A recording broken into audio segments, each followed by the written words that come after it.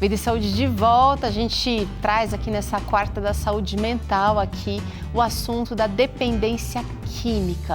Dr. César Vasconcelos conosco, doutor.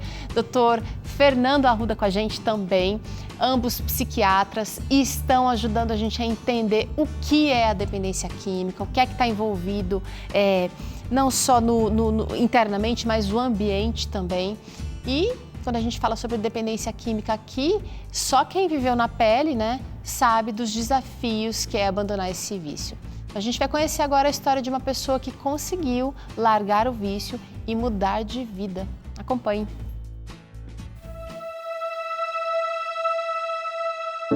A vida muitas vezes é comparada a um caminho. E nessa jornada nos deparamos com coisas boas e ruins, com dias de chuva e dias de sol. A história de hoje é sobre alguém que trilhou caminhos desafiadores, mas conseguiu superar os desafios e ressignificar a vida. Na verdade, eu cresci num berço evangélico, né? Até os meus 18, 19 anos, eu fui dar todos assim, os degraus dentro de uma igreja, de uma placa de igreja, né? Enfim. E minha família é evangélica. E assim, só que eu queria mais. Mesmo fazendo parte de um lar cristão, Júnior tinha contato com pessoas que viviam de modo diferente do seu. E quando chegou na fase adulta, ele decidiu conhecer essa vida que tanto falavam para ele. E a sua primeira experiência foi com o álcool. Eu fiz amigos na escola, fiz amizade no exército, porque eu servi. E eles me contavam sobre a vida lá, né? Essa outra vida que eu não conhecia. Mas eu nunca tive coragem de fazer isso, até mesmo por causa dessa questão religiosa que me prendia. E aí, eu conhecendo esse novo mundo, eu queria conhecer esse novo mundo, eu peguei simplesmente num dia, eu lembro que nesse dia eu não foi por raiva, não foi por... Não, simplesmente, como eu tinha essa liberdade, mas sem responsabilidade, eu fui tomar um primeiro gole junto com meus amigos, fazendo um happy hour. O ser humano está sempre em busca de alguma coisa. E chegou um momento na vida de Júnior que o álcool já não estava sendo suficiente. Foi aí que ele partiu em busca de algo mais forte. Eu sempre gostei de álcool. E quando me falaram, né? Eles falam só a parte boa, né? A parte... As consequências do uso, dificilmente eles falam. Mas enfim, falaram pra mim assim... Se você usar essa substância, que era a cocaína no caso, vai cortar o efeito do álcool. Porque eu tomava uma certa quantidade, eu já ficava ruim, já não...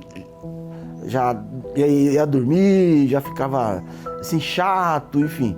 Mas quando eu usava cocaína, cortava o efeito do álcool, então ficava bacana outra vez. Isso sempre ficou nessa minha memória. E quando eu usei a cocaína, aconteceu isso mesmo. E aí eu comecei a usar a cocaína. As drogas fez Júnior acreditar por um tempo que ele estava no controle das coisas. Mas quando se viu morando nas ruas, distante dos familiares e sem dignidade, percebeu que precisava sair daquela situação. Eu fui para a comunidade em 2014 e fiquei até 2016.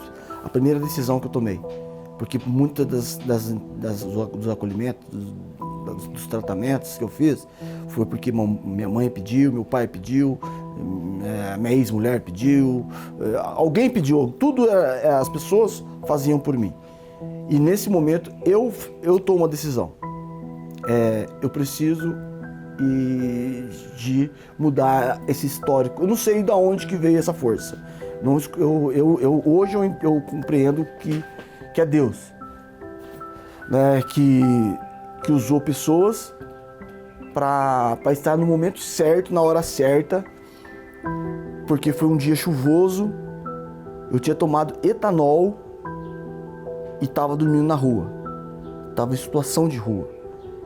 E naquela noite chuvosa, eu lembro como fosse hoje, eu pego e faço só essa pequena oração. E foi isso que eu pedi.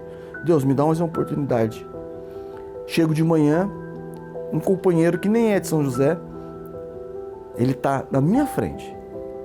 Você quer ajuda? Sim, eu quero. Mas é agora. Se não é agora, eu quero agora. E aí eu fui fazer meu acolhimento, meu tratamento. Júnior foi para uma comunidade terapêutica por vontade própria, mas abandonar o vício não foi nada fácil. Por muitas vezes pensou em desistir, mas o apoio dos profissionais e da família fez toda a diferença para que ele conseguisse sair da dependência e desfrutar de uma nova vida.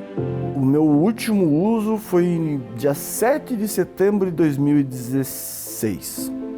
7 de setembro de 2016. Então, setembro agora fez 7 anos. 7 anos que eu escolhi essa nova maneira de viver.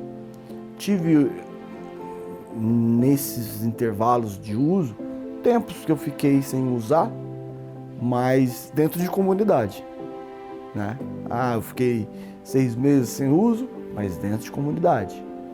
Mas vivendo a vida como ela é, o cotidiano, essa engrenagem de trabalhar, de estudar, de fazer curso, de cuidar de família, né?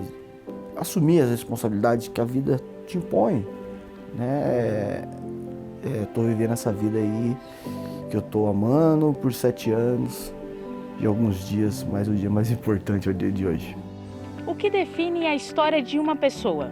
Será que são os erros? Certamente não. Foi numa comunidade como esta, na verdade, foi aqui, que Júnior encontrou uma nova oportunidade e aprendeu a ver as coisas de uma outra perspectiva. Foi aqui que ele recomeçou a sua história e é aqui que ele ajuda outras pessoas a reconstruírem a própria história. E eu estou aqui com o Juninho, na comunidade terapêutica Nova Esperança. Eu vim conhecer um local que um dia já foi a casa dele para se recuperar, mas hoje é o local de trabalho. Juninho, me conta, quanto tempo que você trabalha aqui com os acolhidos? Então, eu já fiz parte de um novo processo, de um antigo processo que eu já fiz parte. Eu saí da comunidade, né? E hoje, nesse retorno, já fazem 3 anos aí de trabalho na área do acolhimento. Certinho, e vamos conversando aqui para entender um pouquinho da comunidade. Juninho, eu quero saber de você também, como que é para você atender pessoas e acolher jovens que hoje estão numa posição que você já esteve um dia? Como que é para você desenvolver esse trabalho com eles? Então, é total identificação, né? Hoje a minha atuação, assim, primordial é esse acolhimento, né? Então todo o acolhido que ele vem para a comunidade, vem para um acolhimento, vem fazer, né, conhecer essa nova maneira de viver, né? Eu que acolho, é a minha fase, que são fases que ele tem que ir ultrapassando. Então eu sou referência da primeira fase, que é a fase do acolhimento. Então para mim não dá nem para mensurar aí a felicidade de estar sendo participativo desse momento.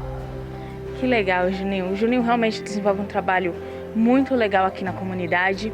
E uma última pergunta aqui para entender, qual é o seu propósito de vida hoje? Na verdade, assim, o meu propósito de vida que eu tenho para hoje é em fazer que, assim, da minha experiência, que eles entendam que essa nova maneira de viver, ela é tão satisfatória, né? Que existe vida pós-droga, né? Que às vezes ainda no início, como eu disse, no acolhimento eu tenho dificuldade, porque está muito enraizado.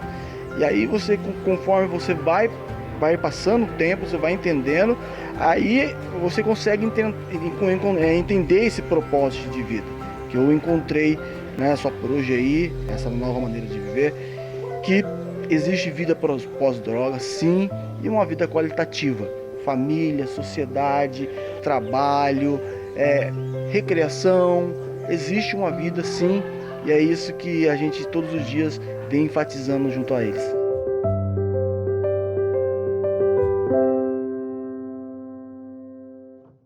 Que bom ver o resgate dele, né? Que bênção! Existem sim desafios que uma pessoa vai enfrentar caso ela se dê conta, assim como o Júlio, né, que pode vencer. Dr. César abriu aqui o programa, a primeira informação que ele deu, existe tratamento, existe possibilidade, Dr. César. Existe. O grande primeiro passo de recuperação de uma dependência química é a pessoa admitir que ela é dependente. Parece uma idiotice falar isso, mas não. Por exemplo, você sabe o apelido do alcoolismo é a doença da negação. Por que doença da negação? Porque, entre aspas, todo bom alcoólico, entre aspas, né, o alcoólatra, ele diz, não, eu bebo muito porque o Corinthians ganhou. Não, eu bebo muito porque o Corinthians perdeu. Não, eu bebo muito porque o meu patrão não é legal comigo. Sempre tem uma desculpa. Mas quando esse indivíduo chega, homem ou mulher, com problema com álcool ou outra droga, diz assim, não, eu uso demais essa substância porque eu não tenho controle. Aí deu o grande primeiro passo de reconhecer que tem um problema, que não é sem vergonhice, é uma doença, como a doutora falou, para ser tratada, está classificada no CID, né, do DSM americano. Então, se pensar em termos de álcool, de cada 100 pessoas que ingerem bebidas alcoólicas, mais ou menos 14 têm a doença do alcoolismo. Então, é uma doença a ser tratada. Então, o grande primeiro passo é esse, admitir que tem um problema, que não consegue resolver sozinho e que, portanto, se abre para receber ajuda. Agora, a gente viu uma das estratégias possíveis para o enfrentamento da dependência química através da história do Júlio. Doutor Fernando, existem muitas abordagens.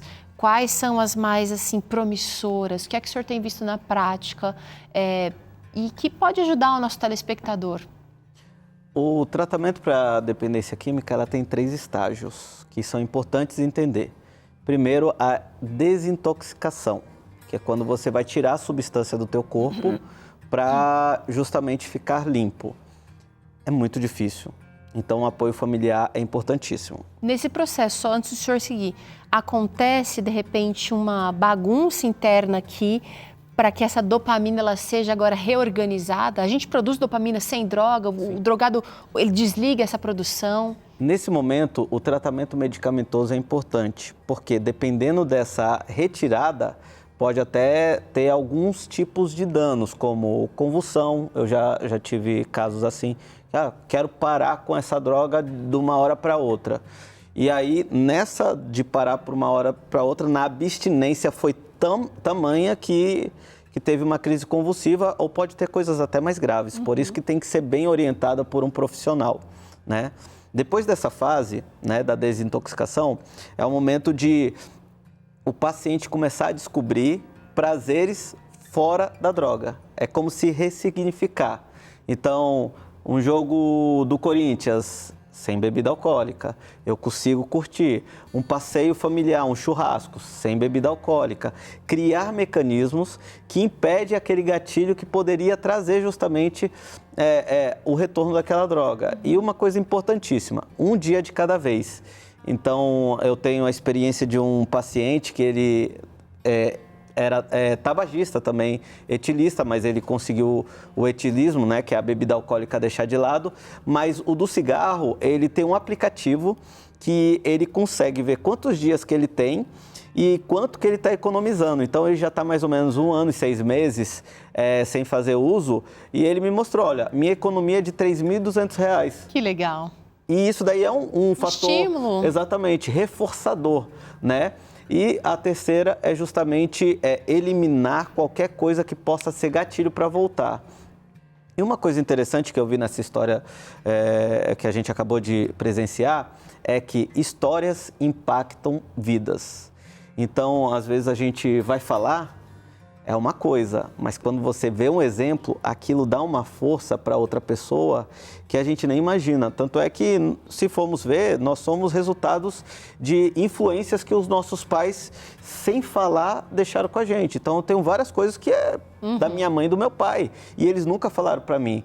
Eu fico vendo nas minhas filhas, tenho 2 filhas, eu percebo que tem vários trejeitos delas que eu não falei nada e elas replicam.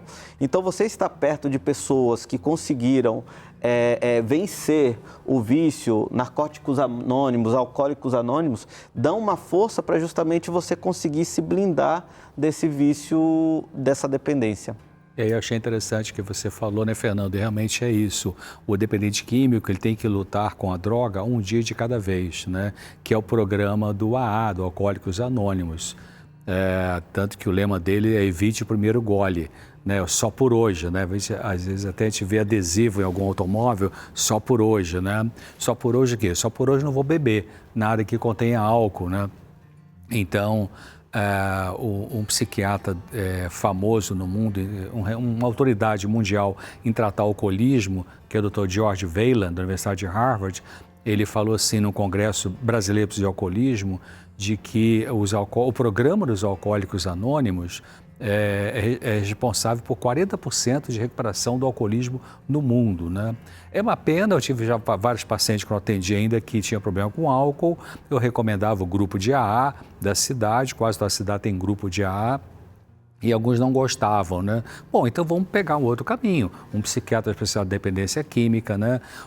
As prefeituras de muitas cidades, de muitos municípios têm o CAPS, né? Que é o CAPS, Centro de Atenção Psicossocial, AD, álcool e drogas, especializado em álcool e drogas. Você pode falar disso, você trabalha nisso, né, Fernando? Então, o psiquiatra, especialidade em dependência química, uma clínica de recuperação, tem algumas igrejas até que têm suas clínicas, o AA, o NA, que é o Narcóticos Anônimos, e muito importante, o familiar que convive com o dependente químico, ele também se orientar. Então, assim como tem o grupo de AA, que é para o alcoólico, o NA, que é para o dependente químico de outras drogas, existe o Al-Anon, que é o grupo que vai orientar essa família, esse membro da família que tem um dependente químico, como lidar com a situação. Tá. Né? Tem o Nar-Anon também, que ajuda. Vamos trazer uma interação? Chegou aqui, olha, a participação da Rosana, e eu queria trazer para vocês. Ela está perguntando aqui, olha, sobre o apoio da parte da família, geralmente não é entendida pelos familiares e não aproveitado pelo usuário dependente químico. Como é possível mudar isso? Nem a família entende, obrigada pela participação, Rosana, como deve atuar, como deve se portar, e nem o dependente valoriza esse cuidado, porque às vezes não é feito do jeito certo. O senhor estava contando para a gente da maioria do tratamento, né, da maioria dos casos do tratamento com o dependente é complicado. Eu citei a questão comportamental, né? A gente tem que entender também que uma questão da dependência é uma questão estrutural também da nossa sociedade, né? A forma como a gente enxerga a pessoa que ela é dependente química. Então, isso daí é uma coisa que a gente tem que mudar, né? Na questão da forma como a gente trata. E a busca por um profissional que entenda, não só psiquiatra ou psicólogo, às vezes a gente tem assistente social, um terapeuta ocupacional para como lidar com isso, é de extrema importância. A gente acabou de ver uma história muito interessante, mas dentro do CAPS, que eu cheguei a trabalhar, que foi ali no município de Embu das Artes, eu tinha um caso que a paciente, a mãe era dependente química, então quando ela estava na gestação, a mãe utilizava a droga. E aí ela já nasceu com aquilo, e aí é bem chocante. Quando ela chorava, a mãe dava droga para a criança para parar de chorar. É uma coisa... E às vezes a gente olha para essa pessoa e trata como? Como um lixo. E a gente não tem que tratar a pessoa dessa forma. Herança. Exatamente. E aí ela tem que ter fatores reforçadores, que aí o profissional gabaritado para isso, ele vai falar para a família, olha, faça isso, faça aquilo, procura isso, procura aquilo, porque às vezes eu não quero internar o meu esposo ou o meu pai que está com vício da bebida alcoólica, só que se você não internar, é capaz de ele morrer com aquele vício. Então, essa orientação é importantíssima. É importante para a família também, do dependente químico, pensar de que não deve investir no tratamento de um dependente químico um parente, se esse dependente não quiser ajuda. A não ser, como você falou, um caso grave, senão o cara vai morrer, né? É diferente. Mas você insistir, não, eu vou te botar na clínica, gasta uma grana danada botar na clínica, mas ele não queria. A pessoa não está madura. Não estou muito afim, mas já que está insistindo, vou, tá bem, vou lá e tal. O dia que ele estiver alta lá, ele sai dali, já na primeira esquina, já está procurando a boca de fumo, né? Então, não invista na pessoa que não quer se tratar. E a segunda coisa que é ensinado pelo Al-Anon. Você que tem um familiar dependente químico, é muito comum sentir culpa. Onde foi que eu errei? Onde foi que eu errei como pai, como mãe, como esposa e tal? Então, pensa o seguinte, 3Cs. Você não causou isso, a dependência química, você não pode curar isso e você não pode controlar isso. Repetindo, você não causou, você não pode curar e você não pode controlar isso. É a pessoa que vai ter que tomar uma decisão de aceitar ajuda. Importantíssimo você buscar ajuda especializada, tá? Eu vou chamar um intervalo rapidinho aqui. Na volta, você ainda tem chance de mandar aqui o seu comentário, a sua dúvida para o Dr. César ou o Dr. Fernando responderem aqui ao vivo no Vida e Saúde. Aproveita o intervalo? Vai lá, então, na volta a gente traz aqui algumas respostas e algumas participações de vocês aqui. Até já!